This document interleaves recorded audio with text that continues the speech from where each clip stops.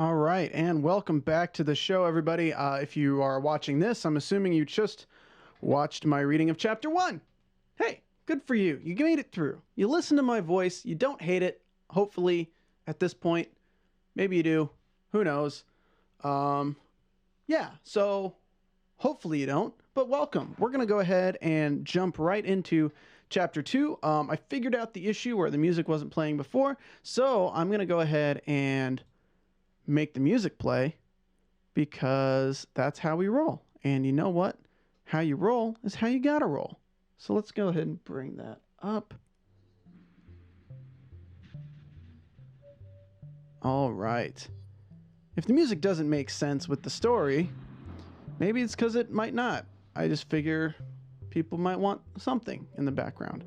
If you don't like the music, let me know, because I might just take it out. In fact, I don't know if I like the music, so maybe I'm just going to take it out. Yeah, I think we're just going to take the music out. Yeah, 86 the music. If it doesn't have anything to do with the story, 86 it. And maybe moving forward, I'll try to find like a song that matches the chapter.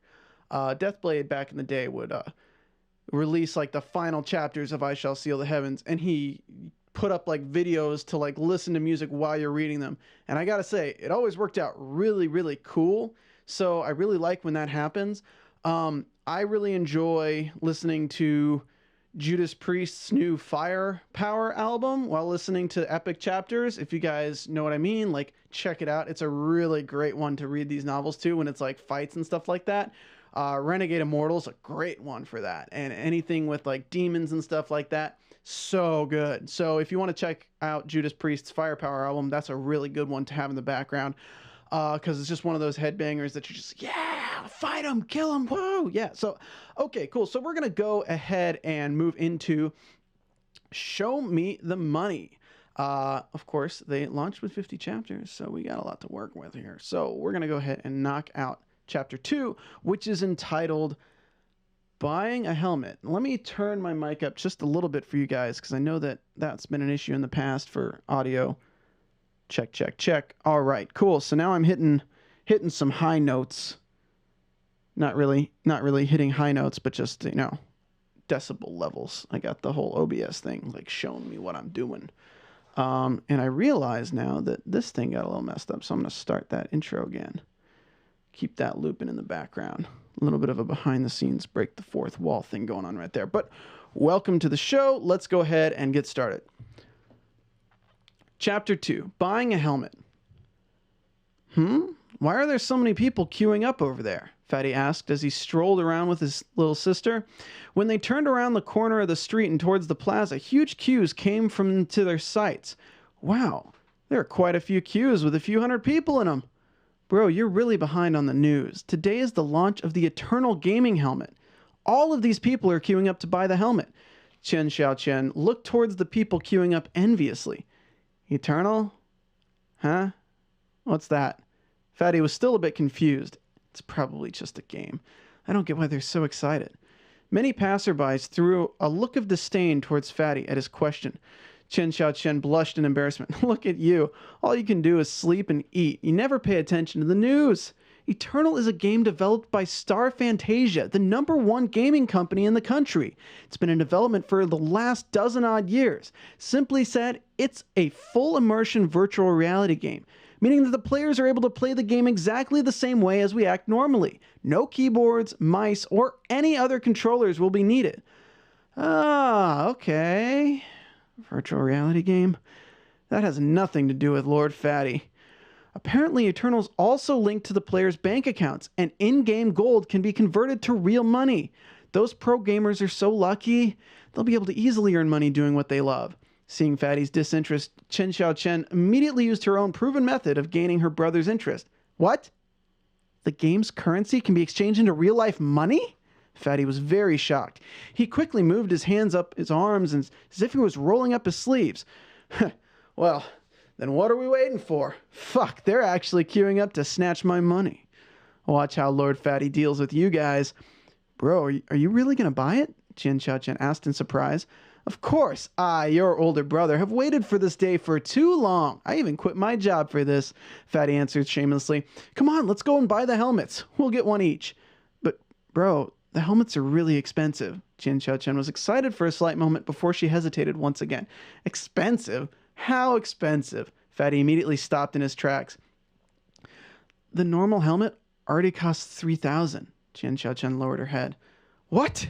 So expensive? Fatty choked. That's just the normal one. The intermediate one requires 10,000, and the high-class one requires 100,000, Xianxia said enviously. This truly is a game for rich people. The difference is so huge. What are the differences in the versions? Fatty was stunned. It was rather normal for him to be stunned, though, because he's never even played any other video games, so there's no real way that he could actually understand the reasons behind it. The fidelity level is different. Fidelity refers to how real it is. It can also be interpreted as sensitivity. The higher the level of fidelity, the more sensitive your character is in-game. It is just like how some people have a naturally high stamina, allowing them to gain benefits over others, no matter what they do. The fidelity of a normal helmet is only 85%. The high-class one is up to 90%. Apparently, the super deluxe ones have a fidelity of 99%. But those are priceless, and nobody's willing to sell them. Not only that, there are barely a few in the entire world. Xianxia had explained in a lot of detail because she knew Fatty was a complete noob in terms of gaming. Do you really want to play? Fatty asked her. Yes, Xianxia said quietly after hesitating for a long time. She understood the problems of her older brother, who raised and grew up with her. So, right after saying that she did want to, she immediately added, but I'm rather busy studying and don't have that much time to play, so I'm not going to get it. Oh, if you don't want to play, that's fine, but we'll take the high-class ones, Fatty said casually, then dragged Xianxia forward. Bro, the high-class helmets cost 100,000. Xianxia thought that Fatty didn't hear her properly earlier, so she quickly tried to pull Fatty back. I know, isn't it just 100,000? Your brother's got the money, don't worry, Fatty said, then dragged Xianxia into Star Fanchase's service hall. Sir, please queue up at the end of the line. One of the clerks immediately stopped Fatty when she saw that he was trying to force his way in. I'm going to buy the high-class helmet. High-class helmet. You hear that? Buying a high-class helmet costs 100,000, so you should give me some bonus, right? Do I really have to queue up like everyone else? Fatty asked the lady aggressively. Sir, about this, we have no such rules. The clerk was a bit speechless. How can somebody really be like this? There wasn't before, but there is now. Fatty bumped the clerk away with his butt, then pulled Xianxia in. Sir, the clerk tried to stop him once again, but the manager had already walked over. What's going on here? This gentleman said that he wants to buy a high-class helmet, so he wants a bonus for not having to queue up with the others, the clerk hurriedly said. That certainly makes sense. The manager thought about it, then nodded in agreement. A high-class helmet costs 100,000, so we should give him a bit of a promotion. Take this gentleman and this lady over to finish their procedures. Sir, ma'am, please come this way. The clerk quickly took Fatty and Xianxia over to the side and helped them complete the purchasing procedures personally. That's some alliteration right there, guys. On the other hand, what's going on? Why didn't they need to queue up? The people in the queue outside immediately grew annoyed and started up a ruckus when they saw Fatty squeeze in so aggressively. If you guys want to spend 100,000 to buy a high-class helmet, then I'll let you guys queue up as well, the manager shouted confidently, causing all the objections to immediately stop, leaving only a few people muttering their dissatisfaction.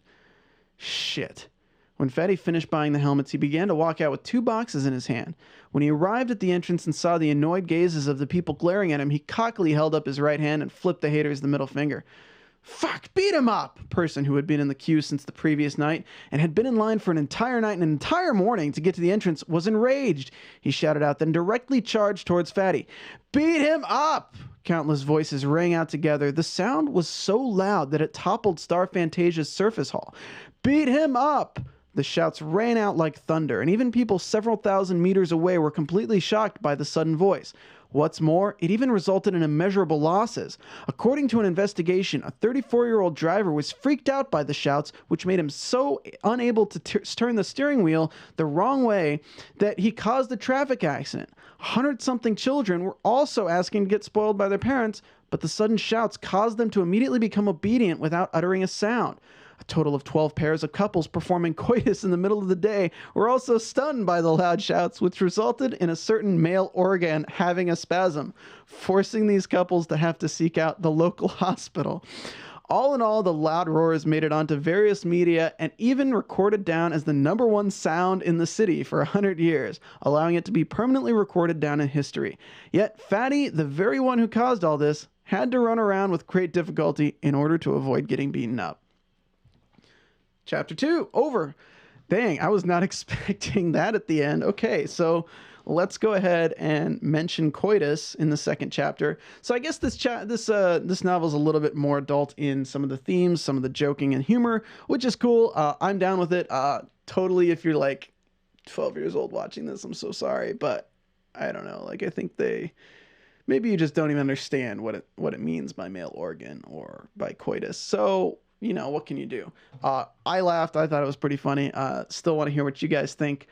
Still want to know what you guys know. I just want to get in there and like understand your minds. But so this was chapter 2. We'll continue on with chapter 3 in the next video. Again, as always, hit that subscribe and like. Let me know what you think. And as always, be awesome, because you guys are awesome. And you know how I know that? Because you're watching this video right now. So as always, I'd like to thank everyone for tuning in. Please hit up the show on Immortal Index on Twitter and support AfterBuzz TV, because they have after shows for all the favorite content that you could ever want. So without further ado, we'll see you guys next time on the show.